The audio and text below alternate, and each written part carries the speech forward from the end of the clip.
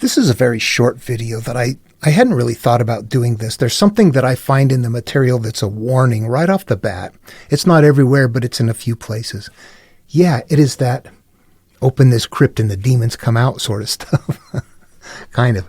Not really. My name is Dan Paulson, everyone. Welcome to the channel. Before I get more into deeper interpretations, what I do want to say is that there's a couple of places where there is a warning issued. Let me just read them very quick and then talk about what it actually means. I'm going to use 3 different sources. And you know what? Let me reiterate.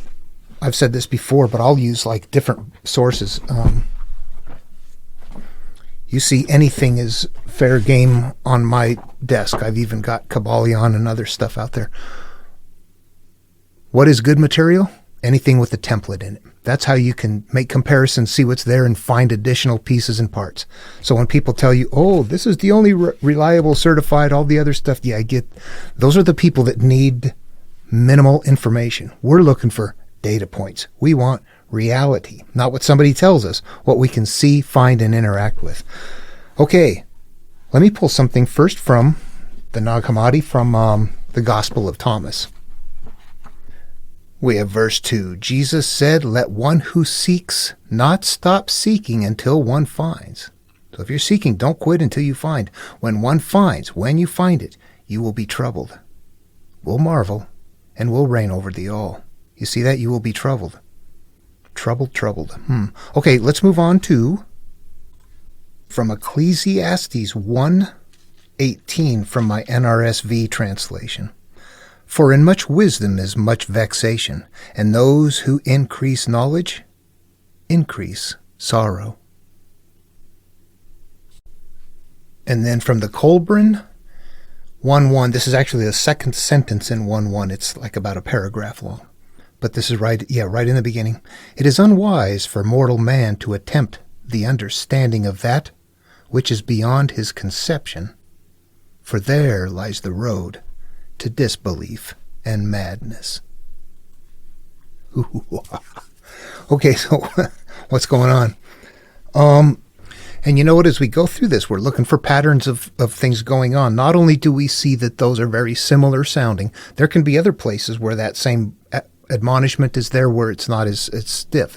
It's maybe, or they don't warn you at all. They just say, who cares? Go for it. You want to disconnect from your past? Here's what you do. What is also recognizable is all of these. Ezekiel is really huge, but it's in the first chapter.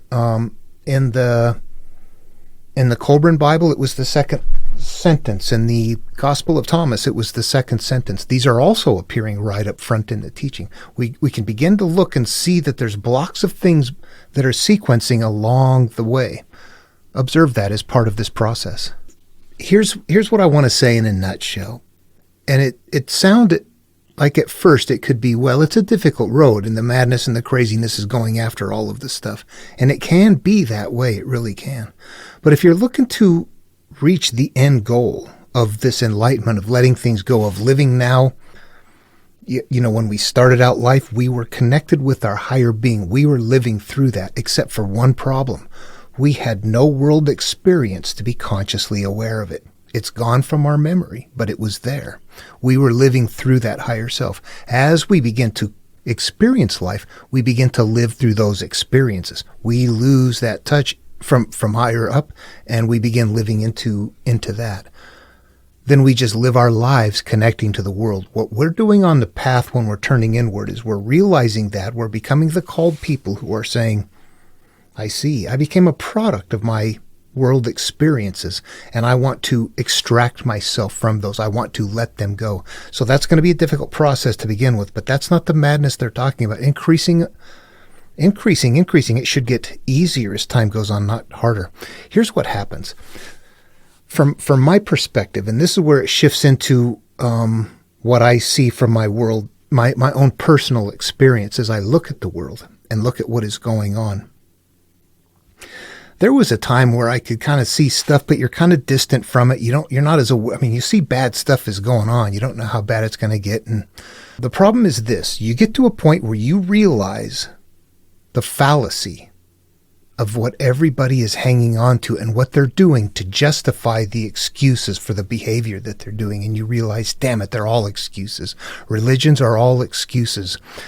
They're not excuses only. They carry the template. They are vehicles to do a variety of things. But today, many people are using them as an excuse for behavior instead of saying, you know what, we're overcrowding, we're over-evolving, we're acting like tribal idiots and we need to figure out what to do. We are saying, we are chosen based on my belief system here, and that's my justification for telling you what a evil, sinful piece of crap you are and that you should die and go to hell.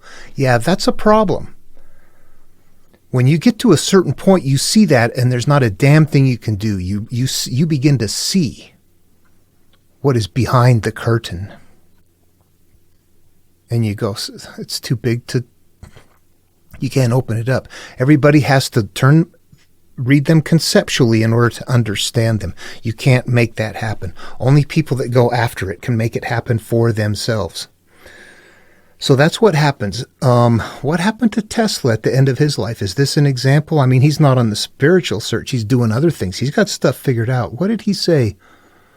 To understand the secrets of the universe, think in terms of energy, frequency, and vibration. By the time he's in his 80s, he's, destitute in the hotel in love with a pigeon. Pigeon loves him back and all of that. What happens? I don't know. I don't think that happens to everybody. That happens for other reasons, I'm sure. But I can say this, that there was an inner peace I had a couple of years ago as I'm exploring and finding things, and it's fun and stuff's happening in the world, that you finally get through and you figure it out and you look at it and you step back and you go, son of a, now I got to look at this forever.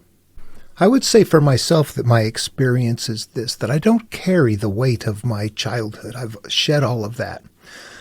But at points in time in my healing, I felt incredibly gleeful. But at some point in time, that became the normal feeling. It doesn't continue to feel gleeful every day. It has to be compared to something. And once you've adjusted to it, that ceases to be there. If you've completely unfettered yourself, you're free to do things. And life for me is free and it's very fun. But seeing things that are problematic, it's everybody wants to survive. You look at what's going on and you go, we're stepping into lemming mode. You kind of encompass everybody in your thinking, and you don't have to think that that's a proud thing. You can look at that and say, I'm very selfish. I am just aware enough to realize that when this goes, we all go. I need to protect myself. How do I do it? Knock it off, everybody. You begin to live through a completely different way of cause and effect. You're not attaching to things anymore, but what you're doing is observing that you have extracted yourself from a system that you came from, that you see other people in, and you see their conduct and you know what they're doing. And you know that the hatred and the activity and what they're doing to hurt other people is not because of anything justifiable or because anything the good book says, but because of shame that they harbor, that they don't rectify, and that is what is actually the driving issue. The people that think they're right are the people that are wrong. And there's not a damn thing you can do about it.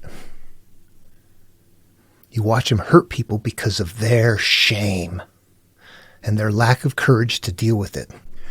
I'd have to say ultimately it's like this, that you realize at some point that you were a product. You were living your life as a product of your experiences, and your entire output was based on that. As you get free of that and you cease living through all those experiences, you're able to observe other people that are not taking that path, and you understand what they're doing is living through their experiences, that they're not justified in what they're doing outwardly, that they're living through the filters of their own lives. They think they're in charge, but they're not. And that's normal, and you got to watch that and go,